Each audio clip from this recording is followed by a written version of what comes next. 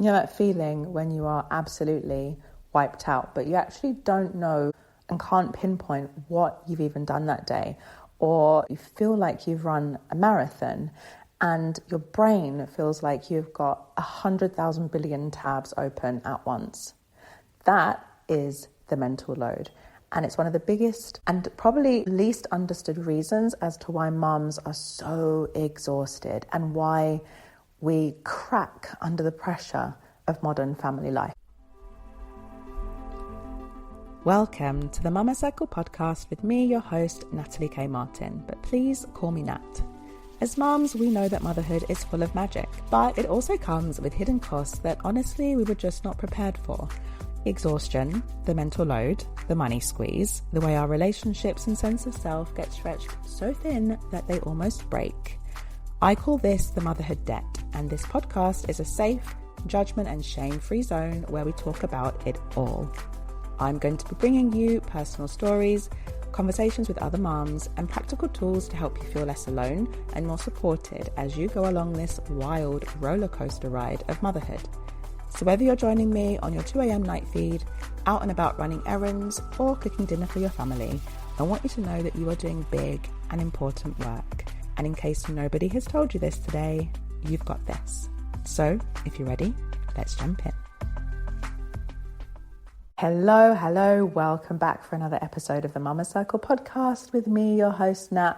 If you are returning, hello again, it's so nice to have you here. If you're brand new, if you have somehow found your way here through social media or you've been sent this episode by a friend, hi, welcome. I'm really happy that you are here. And today I want to speak about something that probably 99.999999999% of moms know, or at least know the feeling of, and that is the mental load. Because the mental load, it is huge, and I think it is so misunderstood. I think it's one of these kind of like weird, sneaky, insidious things that we maybe don't think about when we think about the reasons why we feel so exhausted, why we feel so snappy, why we feel angry, why we feel like we're unable to cope, why we can sometimes feel like we're bad mums. And the thing is, it's not the nappies, it's not the laundry, it's not the waking up at night, it's not having to rejig our lives to surround a baby. It's the constant thinking, it's the remembering, it's the planning, it's the emotional forecasting. It's all of these things that all add up together. And if you think back to episode 44, which is where I spoke about the transferable skills that come as part of being a mum, and how pretty much all those things that I've just listed, the thinking, the planning, remembering, the forecasting, all of those things are fantastic when it comes to project management. And so for those of us who go back into paid employment, like those are all skills that can really help serve us in our jobs. But in our home lives, it's an invisible to-do list, and it sits in our head 24/7, and that is mentally exhausting. Think about a computer that has 100,000 tabs open. Think about, okay, I'm really not an IT person here, but I think it's the RAM, the memory of your computer or your laptop, and how when your computer or laptop or whatever is overloaded, everything just runs slower. It's pretty much like this. So the thing is, the mental load is going to be different for everyone in terms of what's included, because a lot of it will depend on, your setup of the chores that you share, or who's responsible for, the bulk of the childcare and all of these things. But the mental load for a lot of people can sound like, we've been invited to so-and-so's second birthday party next week. So what do we get them as a gift? It could be, I need to book the dentist for the kids before the school holidays. It could be, we're almost out of nappies, I need to order some, or I need to also check the weight to see if they're now in the next size up. It could be, I hate this question, what's for dinner? That conversation, what's for dinner? Oh, I don't know, what do you fancy? And suddenly it's not only your job to decide what's for dinner, it's your job to also check the fridge, remember who doesn't eat the mushrooms this week, to get it all cooked before bedtime, And, this kind of constant forward planning. It's remembering that your kid needs the next size up in shoes. It's remembering what their favorite toys are so that you can rotate the ones that they're not that interested in. So a really typical thing for me, not so much now because Jackson only really has one nap a day and it's quite reliable. But back when we were in the 2 or even 3 naps a day, it was, okay, I need to get X, Y, and Z done today. And that includes going into the city and, running a few errands. And so my mental load would include knowing the wake windows or the nap times that he would need. And then planning how I can fit in those appointments to make sure that he would actually sleep. Because if he didn't sleep, then he would be cranky. And then if he was cranky, he probably wouldn't feed that well. And then if he didn't feed that well, he'd be really hungry at night. And then also on top of that, I've got to get back and I've got to cook dinner. What time do I need to set the washing machine to be finished by so that I can make sure that when I get home from this appointment, the clothes are ready to hang out, to be taken out and hung up so the next load can go in. And on top of that, something else and something else and something else. So the mental load can look a whole bunch of ways for different people. And, all of this stuff, it's stuff that we carry in our heads. So yes, you might have a to-do list. You might, maybe you've got a chalkboard on your wall or something and you might write things down. But actually, a lot of the mental load, hence the reason why it's called mental, but a lot of the mental load, it lives in our heads and it's invisible. And so oftentimes it can be it goes unnoticed even by the people around us because they don't see what's happening. It's something that we can automatically just kind of sweep under our control. We're the ones who are mostly at home, so we just automatically, take care of the housework, take care of the laundry. We are the ones who are cooking the meals during the daytime, so we have a better overview of what's in the fridge, etc., etc., etc. And so when we think about maybe asking our partner to help us to do something, it's delegate, right? There's too many tasks, I'm exhausted, I don't have the capacity to do everything. And then they'll say, well, just tell me what you need me to do. And what that often means is, often without them realizing, is that they're saying, well, I'll help, but you still have to manage me. You still have to tell me what to do. You're still the project manager who's managing the project of this house and this family. You're still the one keeping all the mental tabs open, delegating tasks, following up, remembering deadlines, using up that RAM. If it's not RAM, I'm just going to pretend it's RAM now. So, when you think about it like this, it's no wonder we are exhausted and snappy and angry and often just feel why am I the only one who has a clue about where things live in the house or what needs to be done. And the thing is, we have to, I think, it's kind of a little bit like the financial independence episode 42. Sometimes it's really helpful to step back and look at the wider picture of why this is happening, because it can perhaps feel like it's only happening, in our individual homes. But actually, it's systemic, right? Gender roles, social conditioning, all of these things are things that where it's kind of responsible for us taking on the bulk of the mental load without us ever realizing it. It didn't start with us. This was baked into how we were raised, especially girls, women. We are raised to be the caretakers, run the household. We are socialized to notice the things around the house that need to be done, to anticipate needs, whether it's our children, whether it's our partners. We're socialized to smooth things over, to keep everyone happy. I think it's not an accident that so many women are also quote unquote people pleasers. And there's even some research out there that suggests that actually for women, being able to anticipate the needs and the moods of our partners is actually linked to survival over the years. It's a survival method, a survival instinct. And, when we're young, we often start playing with dolls, and maybe we get a doll house, or we like to play house, and we copy what we see our mothers or our grandmothers or our aunts or, women on the television doing. Suddenly we're playing with little vacuum cleaners and ironing boards and kitchens, and, little girls are told to keep their rooms nice and neat. All of these things that can seem so innocent actually become the foundations and the ingredients necessary in order for us to be the bearers of the mental load. On the opposite side, men are socialized to respond to something when asked.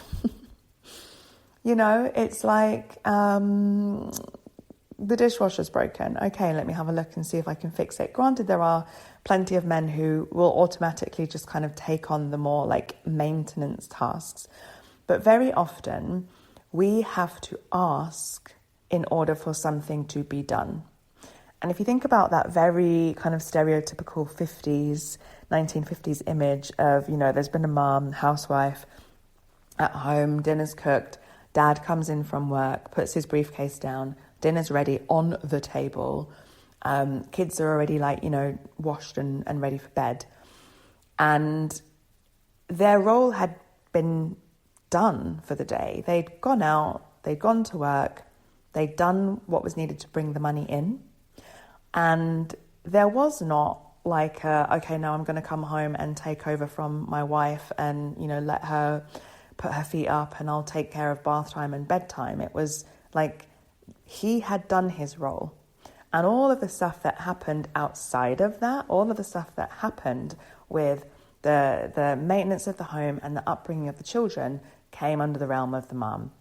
And that is how the mental load has kind of been entrenched as a task of motherhood. The thing is that things have changed now. And very few families are in that model of one working parent and one stay-at-home parent for a long time. Because, as I mentioned I don't know what the episode is, but it's the episode of the difference between parenting in 1990 and 2025. The world is so different. And in modern times, very often we need to have two incomes. And also on top of that, for a lot of people, work is like also part of their creativity, part of their purpose. It's something they enjoy doing. And so there are many moms who really look forward to going back to work. They don't actually want to be housewives. So modern parenting is not like parenting in the 50s or before the 50s. It is, we need two incomes.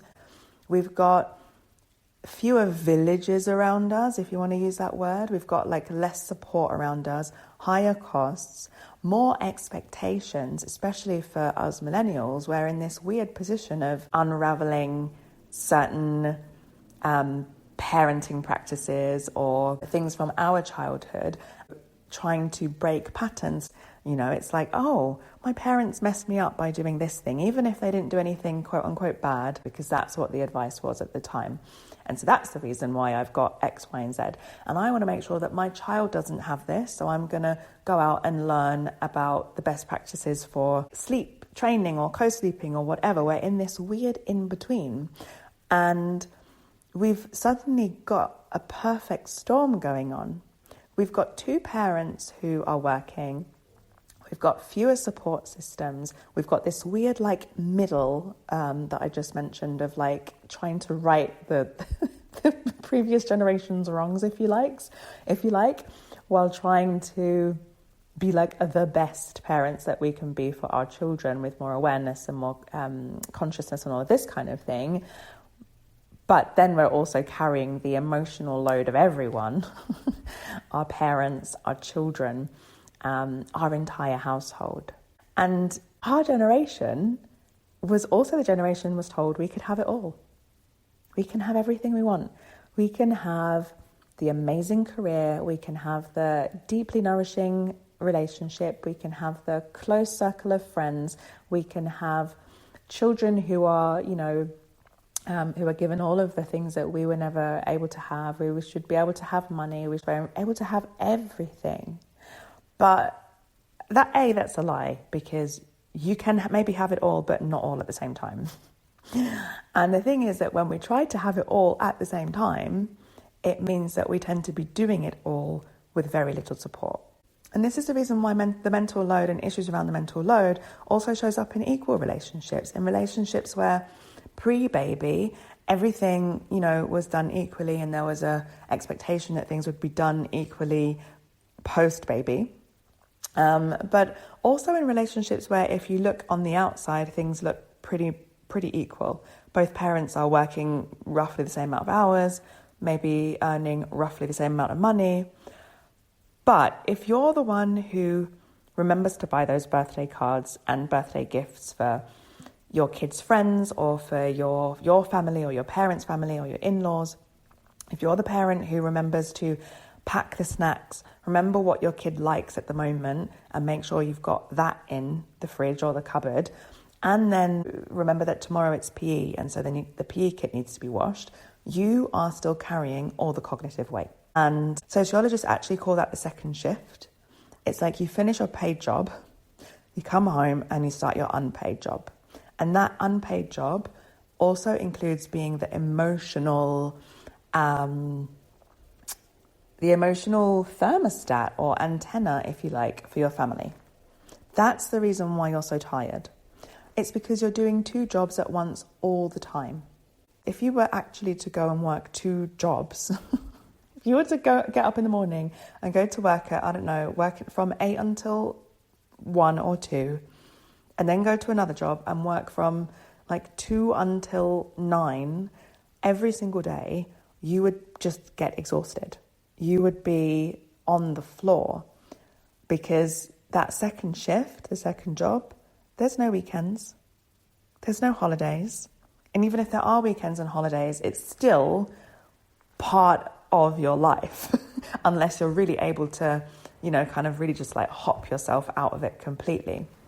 So the mental load, it doesn't just make you mentally or physically exhausted. It actually also affects the way that you show up. Because what can start to happen is if you're the one who is kind of putting in that extra shift all the time, it can lead to resentment and it can lead to breakdown in the relationship. It can lead to you starting to feel like you are the manager of your household instead of being an actual equal partner in it. Pre-baby, you and your partner might have shared tasks, shared the bills 50-50, shared the house, the cleaning stuff. You were equal. But what happens when we start to take on the mental load, and most of the mental load, is that we become the manager. It's not two equal people knowing what needs to be done and splitting things and trusting that the other person is able to just go off and do it. And soon you might start talking to your partner like a colleague who needs instructions or an employee who needs instructions. They might come to you asking for instructions, and they might also start to get defensive. They might also start to kind of pull back. So you might say, you never help. You're always leaving me with X, Y, and Z. And they might hear, I'm not good enough. Nothing I do is good enough for this woman or this man. They might say, just tell me what to do and I'll do it. And you'll hear, why do I have to think about this? I am not going to think about this for you. And this is how resentment builds up. And it can build up quietly and it can build up over time.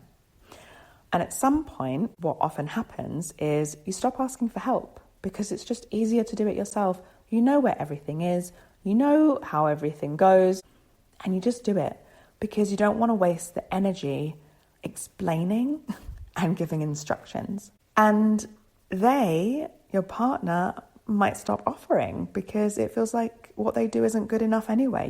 They do it, you come, tell them they've done it wrong, and then do it yourself anyway. And so they think, well, why should I even bother? And soon you're running parallel lives. And I mentioned this in the previous episode, that I think this is a real reason why relationships break down and why so many couples fall apart.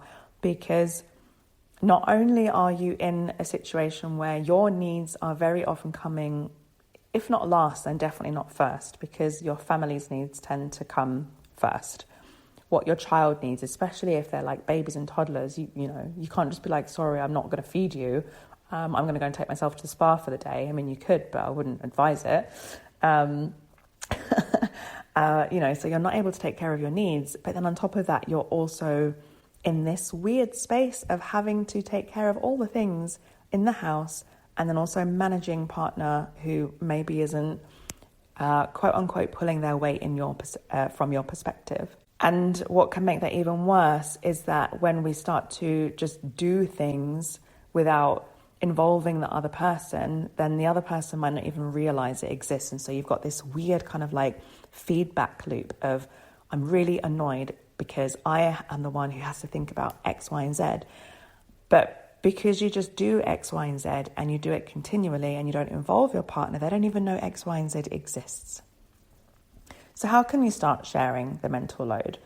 We need to think about how we can start redistributing it without arguing, which is not necessarily the easiest of all things. But language matters.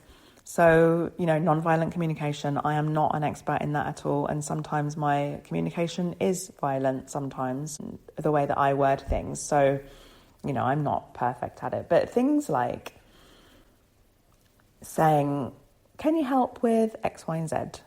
First of all, it's not helping. This idea that like, oh, you're so lucky that he helps with looking after the kids. It's not helping. It's their own child. Or can you help me with the shopping? Can you help me and do the shopping tomorrow? Like, no, you're not asking for help. You're asking for shared ownership, because they also need that food. They also need the shower gel that you're going to buy. It's also their child. It's not, can you help with bath and bedtime? When you're sitting down and maybe discussing how you can do things more evenly, it's like bed and bath time is yours on Tuesdays. That's what you've agreed. It's your responsibility on this day. Or a common thing is like taking the rubbish out. Maybe taking the rubbish out is just their job. It's like their thing that they do. Because ownership means it's theirs. They can plan around it. They can have it in their mind. They can remember it. They can adapt to when things change, instead of it being like an ad hoc thing that they just pick up here and there. And it also means that you're not the fallback, because it belongs to them. And when that happens, when we delegate something, we pass it over to our partner, they take ownership of it, we have to let go. We have to let go of that perfection, because it might not look the way that it looked when you did it or if you did it. So the bath and bedtime, they might have a completely different order of how they do it. The bathroom might be a complete and utter chaos afterwards, but that's okay, because it's the thing that they are doing, not you. So once you've delegated something and once they've taken something, you have to let it go. If it's if you say on Wednesdays and Fridays, it's your job to take the little one to nursery or do the school run, you're taking care of the kids in the morning because that's the morning I'm going to go to the gym, or that's the morning that I have to go to work earlier. If they dress the kids in like what you would consider to be weird clothes, or if the kids decide what they want to wear themselves, and it might be things that you absolutely would never let them step out of the house in, resist the urge to correct it. This is about choosing peace over perfection. And the thing is, the more that you can let go, the more competence they build. It might be a complete and utter shit show the first 3 times they do something, because they don't know how to do it. And you've been doing it for however long, and you've got your system, you know how everything works, you know where everything goes, everyone's out of the house on time, or whatever it might be. They will learn, because you also had to learn. You were not perfect at it in the beginning. And this is how balance starts to come into play. So we let it go. When we do decide that I'm going to own this and you're going to own that, be really clear on what that ownership looks like.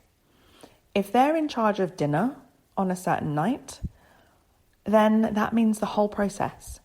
It means planning what they're going to cook, cooking, not just stirring the sauce while you finish everything else up. Maybe you do the meal plan together for the week. Maybe you sit down and, you decide who's going to, like what's going to be eaten on which day so that you can plan your groceries. You can get access to my meal planner template along with an Excel sheet where you can put in what you've got in your fridge or in your cupboards, and then a ChatGPT prompt that you can use to come up with a plan for what you're going to eat that week, or however you want to do it. But you might sit down together and decide, okay, on Thursday we're going to have spaghetti, on Friday we're going to have a curry, on Saturday X, Y, and Z. If their job is to cook the bolognese on Thursday, you are not involved in that process. It belongs to them. So be really clear on who's doing what, because that means that you're like less likely to step in and be like, oh, he's forgotten that step that I would normally put in. No, because it belongs to them. Leave them alone. Fingerweg. In German we say Fingerweg. It's like Fingerweg. It's like hands off. Enforce the Google it rule or the YouTube it rule. Let's say that you've got a coffee machine and you are just like totally fed up of descaling that thing. And so their job is to be in charge of descaling the coffee machine. They might be like, well, how do I do it? Well, there's such a thing called Google. There's such a thing called YouTube. How would you do this if I were not here? Because if we're asking someone to do something and then they're like, okay, well, how do I do it? Okay, you could argue that, you need to show them so that they know what they're doing, but also competence. You are not the only person in your house who can possibly know how to descale, or you're not the only person in the world who can possibly know how to descale your coffee machine. There's a video for everything on YouTube. There's Google, there's ChatGPT, there's all of these things that can tell you step by step how to do things. A good example is installing the car seat. That was a real pain for me to do, but I had to learn how to do it. And guess how I learned? I learned via watching the video on YouTube. So while I could also then have shown my partner how to do it, I was just like, here's the model, there's the YouTube video. That is how you give someone ownership of something. And the more that you allow that, the more that you let them know, like, you're not the household help desk, the more that they will use their own initiative and rely on their initiative as well, instead of relying on you. And also I think that probably the most important thing here is to make the invisible visible. As I said, so much of the mental load it's mental, it's in our heads, it's things that we just do. We recognize, God, those windows are horrific, they need to be cleaned. Or there are cobwebs all over the place. Or, there's grass stains in so-and-so's jeans, need to take care of that. Like, things that we just notice in the kind of like flow of living and moving around the house and picking things up and all of that kind of thing. Don't just save them in your head. Don't just open another tab in your brain. Sit down together and list everything that actually happens in your household. What are the things that actually need to happen to make your household run? And what are the things that are coming up? What are the things that you need to have on your radar? So is it, right now as I'm recording this, we're not transitioning, we are in autumn. And so leaves are falling down, there's a lot more rain, there's a lot more wind. And so something that we now have to really step up that we haven't had to do for months is to clear the guttering. Like, we have to do that. And we have to do it pretty regularly, like once a month, if not more, depending on how much rain there is. That's something that needs to go on the household list. It cannot just be a tab that's open in my brain, because I've got 100 million other things to do. So sit down together. It's not about apportioning blame or shame. It's just saying, okay, these are the things that I've got on my radar. You will probably find that they've got things on theirs too that you just also don't notice.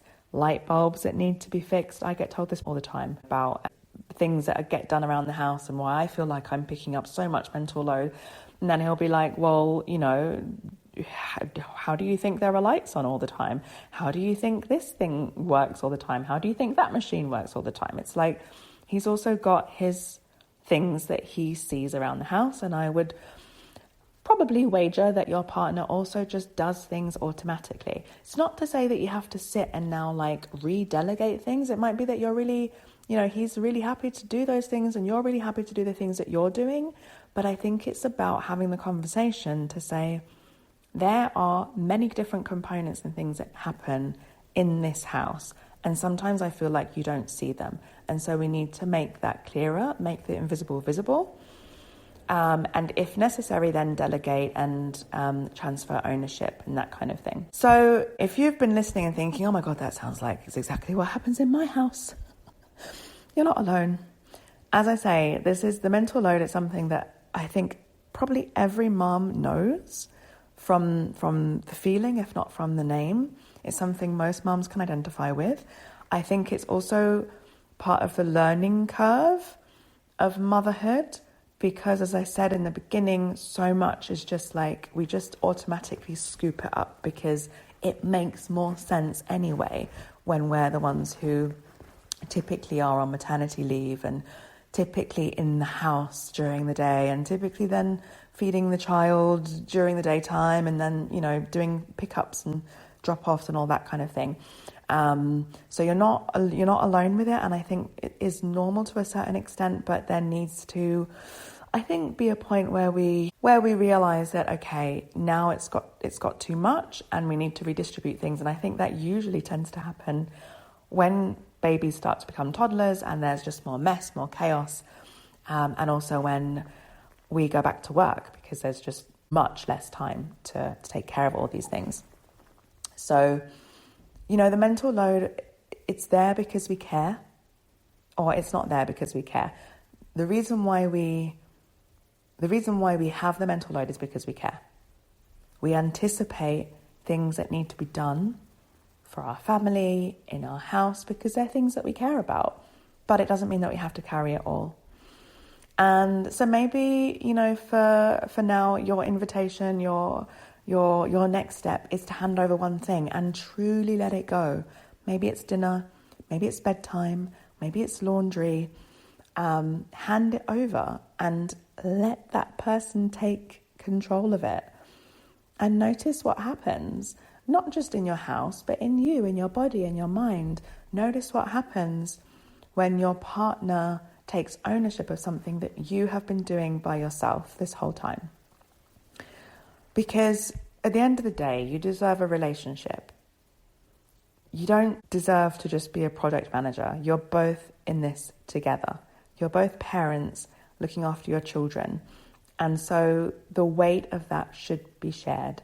You also need to have a rest, mentally as well as physically. And I think also to add that the mental load is one of the biggest debts of modern motherhood because it takes so much from us mentally, emotionally. And the more that we can start to distribute things, the more that we can start to come out of that debt. And I think to wrap up, that is the thing that I feel is one of the biggest challenges of motherhood these days, of modern motherhood. Maybe it's romanticizing, but I think that perhaps before things were quote unquote equal, there maybe was a feeling of it's okay because my partner's doing his thing and I'm doing my thing. And I feel that perhaps now that we're in this space of equality and, all of the rest of it, which is, it's all amazing stuff, we have to then also distribute.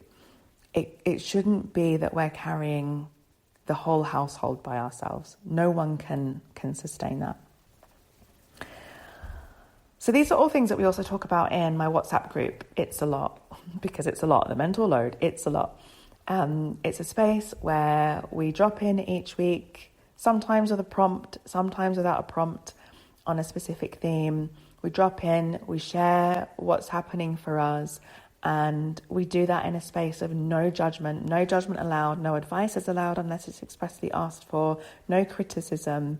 It's a place where you can just share authentically and let go of some of that mental load. So if that sounds like it's something you'd be interested in, then head to the description, to the show notes. You'll find a link there. The first month is absolutely free, so you can come in, take a look around, settle in, see how you feel. And I would love to have you in there. So as always, if this episode resonated with you, I would love to hear. I would love to hear what your mental load looks like. I'd love to hear how you've shared the mental load in your family, if you've done that.